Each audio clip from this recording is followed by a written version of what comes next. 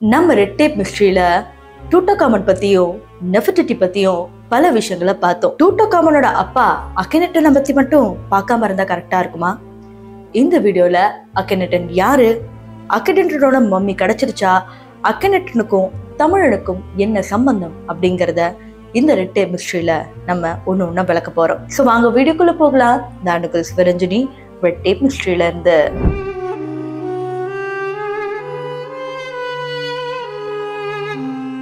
அக்கெனட்டன், தமிழர்கள், இந்த ரெண்டு பேருக்கும் என்ன வித்தியாசம்? எதுக்காக எகிப்தியில இருக்கிற ராஜாவை தமிழர்களோட கம்பேர் பண்ற அப்படிங்கிற ஒரு கேள்வியை நீங்க வச்சிருப்பீங்க. கொஞ்ச நாளைக்கு முன்னாடி தமிழர்களுக்கும் எகிப்தியர்களுக்கும் என்னென்ன சம்பந்தம் அப்படிங்கிற 2 வீடியோவை நான் அப்லோட் பண்ணியிருப்பேன்.